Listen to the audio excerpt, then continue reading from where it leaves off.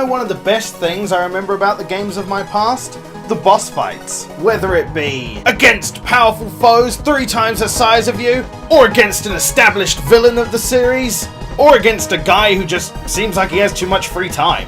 For me, the bosses can really add to the experience of the game. So naturally, after my many years of gaming, it's no surprise I've picked some favourites. And here comes the disclaimer.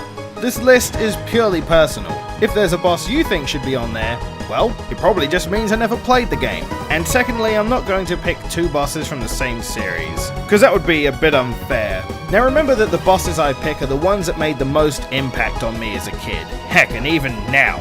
So they might not be the most amazing bosses within the series, but that's not the point. But I do have a honourable mention.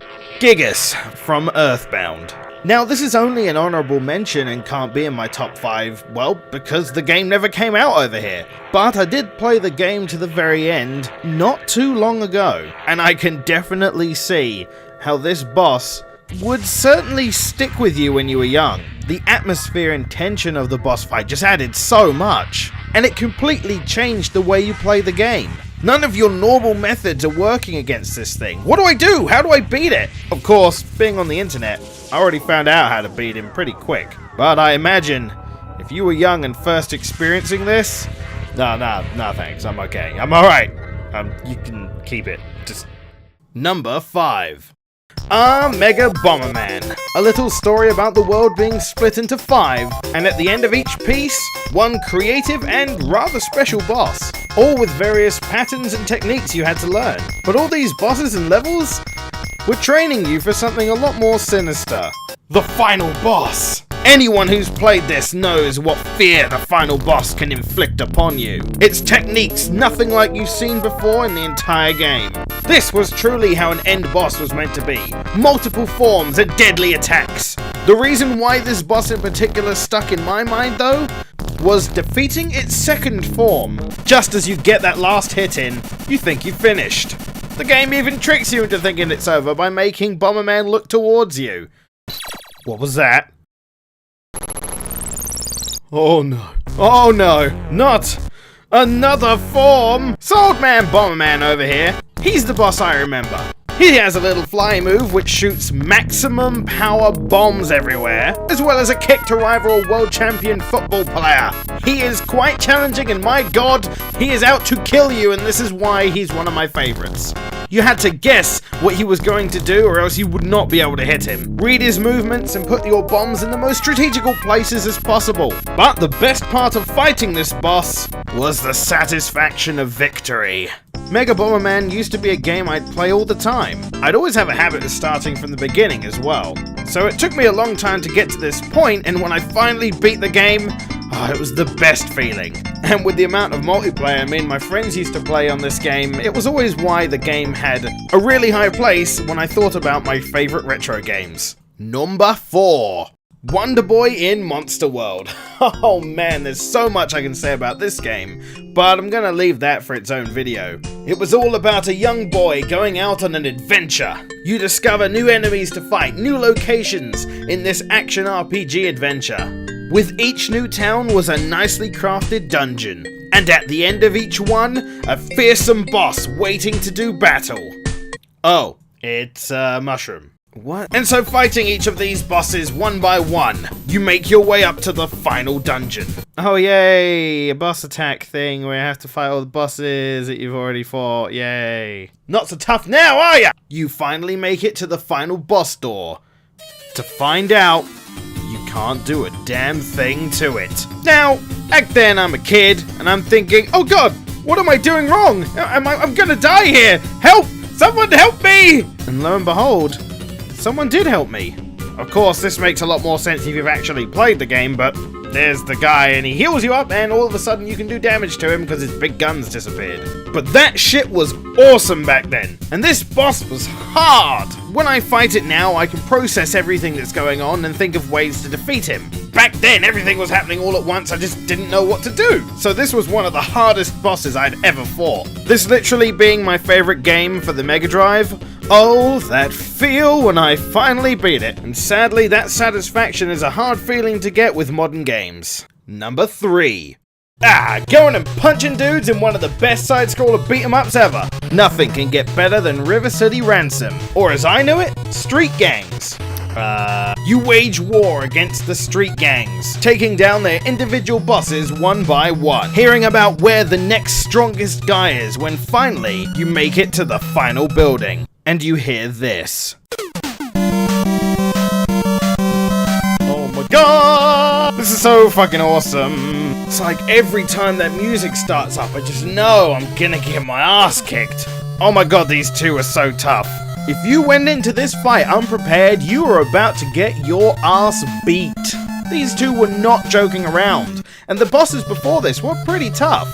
But not very often did you actually have to fight boss-type enemies in pairs. And if you did, they weren't this aggressive. This really stood out as one of the best bosses because, one, the music playing is a different version of the Double Dragon theme. By the way, these two are actually based off of Billy and Jimmy. And the fact they just wreck you certainly makes you want to beat the hell out of them. And I just find it funny that the final boss in comparison to those two is a complete pushover, just because he's alone. You can pretty much beat him up in a corner as long as you know the timing, and the fact that the AI isn't the smartest. But it's still a great game, and I'll always remember the awesome feeling that music gave me the first time I heard it.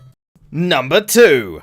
There have been some pretty damn good bosses in the Sonic series, but none will ever stick out as well as the final fight that Knuckles had against Mecha Sonic. And I know some of you may yell heathen for not picking the Doomsday Zone, but funny story, I didn't actually know about the Doomsday Zone until quite a few years after I'd played the originals. I really liked this boss for multiple reasons. One, it reminded me of Silver Sonic from Sonic 2. 2, I really liked the design of him.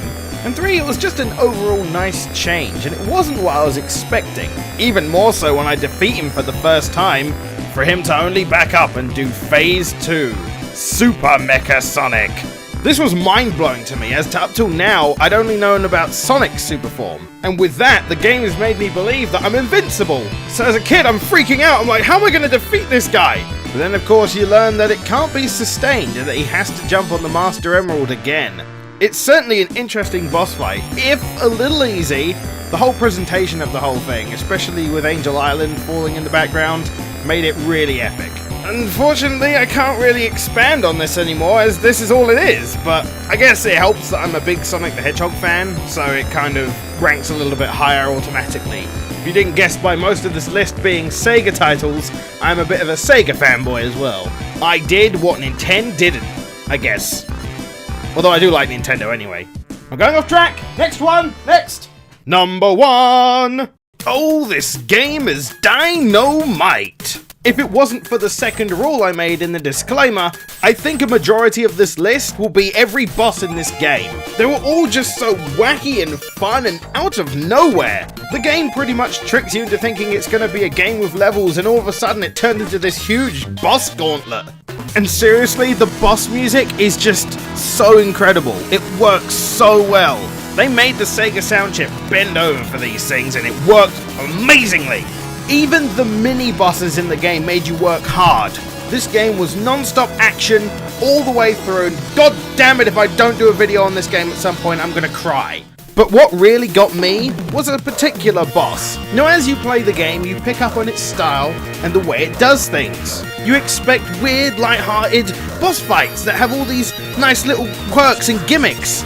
But then, you go to that level. Oh, look at it. It's all pretty with its birds and its cows.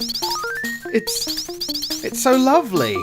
Alright, let's go and fight that boss. This is a nice boss. Bit of a change from all the others I've been fighting. Perhaps a little bit less extreme, but I think I can dig it. And that's the last key down. Boss is defeated. Yeah!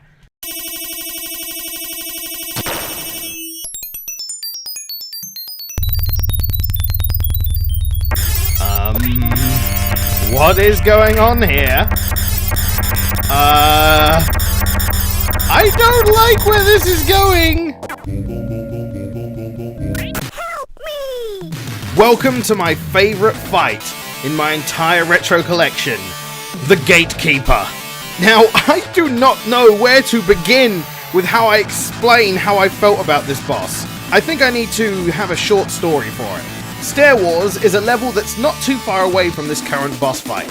It was actually the level me and my friend had a lot of trouble trying to beat. A lot of the time it was our stopping point. But one day, I made it past this section. Me and him were so excited to see what was left in the game. And we'd been trying for many months, years, I don't know how long, trying to beat this stage. Again, we were kids, weren't that great at it. Then all of a sudden, this boss comes along, with this music that just sounds like it's going to eat the sound chip alive. It was a complete bait and switch. You had one of the easiest bosses in the game turn into one of the hardest bosses in the game. The reason why?